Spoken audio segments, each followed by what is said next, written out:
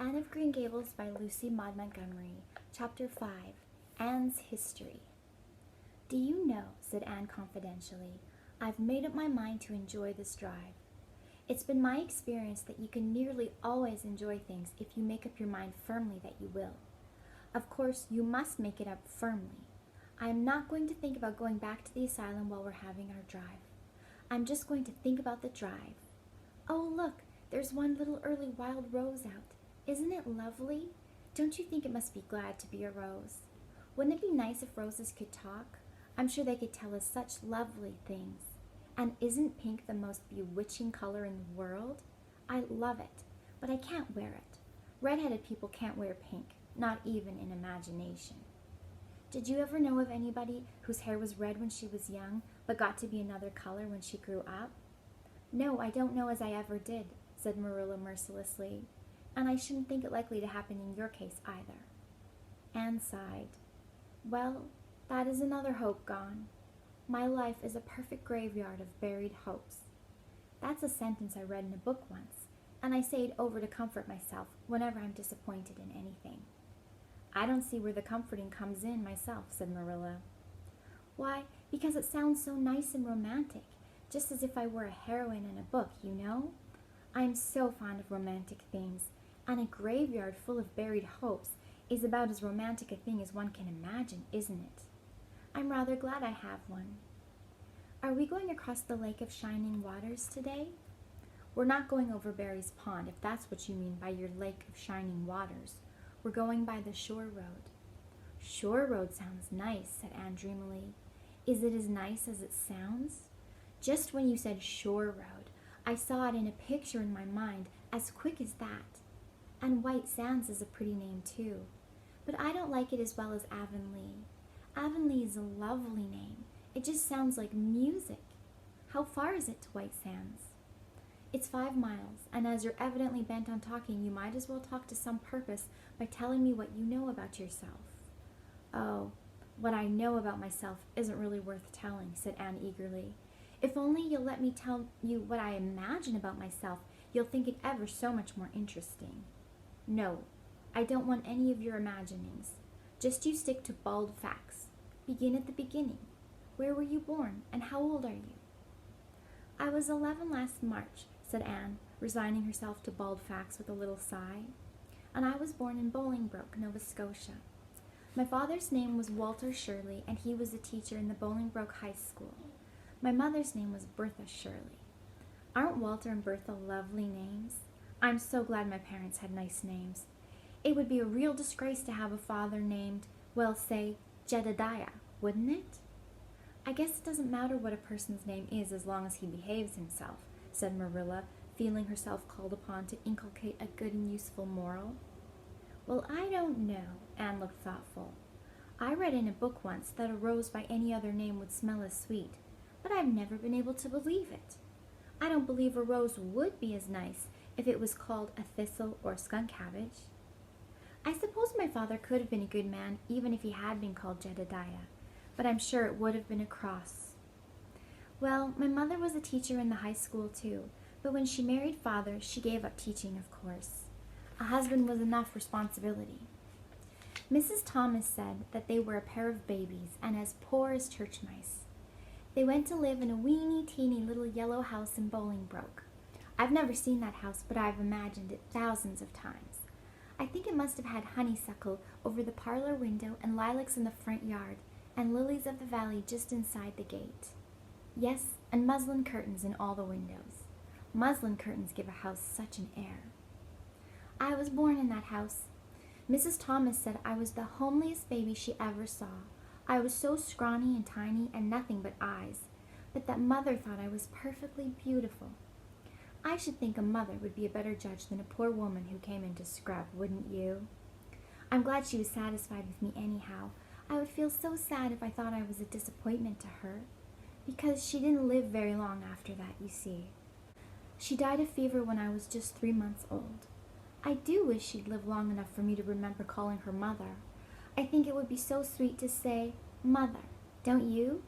And father died 4 days afterwards from fever too. That left me an orphan and folks were at their wits' end, so Mrs. Thomas said. what to do with me. You see, nobody wanted me even then. It seems to be my fate. Father and mother had both come from places far away, and it was well known they hadn't any relatives living. Finally, Mrs. Thomas said she'd take me, though she was poor and had a drunken husband. She brought me up by hand. Do you know if there's anything in being brought up by hand that ought to make people who are brought up that way better than other people? Because whenever I was naughty, Mrs. Thomas would ask me how I could be like a bad girl when she had brought me up by hand, reproachful-like. Mr. and Mrs. Thomas moved away from Bolingbroke to Marysville, and I lived with them until I was 8 years old. I helped look after the Thomas children. There were 4 of them younger than me, and I can tell you that they took a lot of looking after. Then Mr. Thomas was killed falling under a tree, and his mother offered to take Mrs. Thomas and the children, but she didn't want me. Mrs. Thomas was at her wit's end, so she said what to do with me. Then Mrs. Hammond from up the river came down and said she'd take me, seeing I was handy with children, and I went up the river to live with her in a little clearing among the stumps. It was a very lonesome place. I'm sure I could never have lived there if I hadn't had an imagination. Mr. Hammond worked a little sawmill up there, and Mrs. Hammond had 8 children. She had twins 3 times. I like babies in moderation, but twins 3 times in succession is too much. I told Mrs. Hammond so firmly when the last pair came. I used to get so dreadfully tired carrying them about. I lived upriver with Mrs. Hammond over 2 years, and then Mr. Hammond died, and Mrs. Hammond broke up housekeeping. She divided her children among the relatives and went to the States. I had to go to the asylum in Hopeton because nobody would take me. They didn't want me at the asylum either. They said they were overcrowded as it was. But they had to take me, and I was there 4 months until Mrs. Spencer came. Anne finished up with another sigh, of relief this time. Evidently she did not like talking about her experiences in a world that had not wanted her. "Did you ever go to school?" demanded Marilla, turning the sorrel mare down the shore road. "Not a great deal. I went a little the last year I stayed with Mrs. Thomas. When I went upriver we were so far from a school that I couldn't walk it in winter, and there was a vacation in summer, so I could only go in the spring and fall. But of course I went while I was at the asylum. I can read pretty well, and I know ever so many pieces of poetry off by heart. The Battle of Hohenlinden, and Edinburgh after Flodden, and Bingen of the Rhine, and most of The Lady of the Lake, and most of The Seasons by James Thomas. Don't you just love poetry that gives you a crinkly feeling up and down your back? There's a piece in the 5th Reader, The Downfall of Poland, that is just full of thrills. Of course, I wasn't in the 5th Reader. I was only in the 4th, but the big girls used to lend me theirs to read. Were those women, Mrs. Thomas and Mrs. Hammond, good to you?" asked Marilla, looking at Anne out of the corner of her eye. "Oh," faltered Anne. Her sensitive little face suddenly flushed scarlet, and embarrassment sat on her brow. "Oh, they meant to be. I know they meant to be just as good and kind as possible. And when people mean to be good to you, you don't mind very much when they're not quite, always. They had a good deal to worry about them, you know. It's very trying to have a drunken husband, you see, and it must be very trying to have twins 3 times in succession, don't you think? But I feel sure they meant to be good to me." Marilla asked no more questions. Anne gave herself up to a silent rapture over the shore road, and Marilla guided the sorrel abstractedly while she pondered deeply. Pity was suddenly stirring in her heart for the child. What a starved, unloved life she had had, a life of drudgery and poverty and neglect. For Marilla was shrewd enough to read between the lines of Anne's history and divine the truth. No wonder she had been so delighted at the prospect of a real home. It was a pity she had to be sent back. What if she, Marilla, should indulge Matthew's unaccountable whim and let her stay?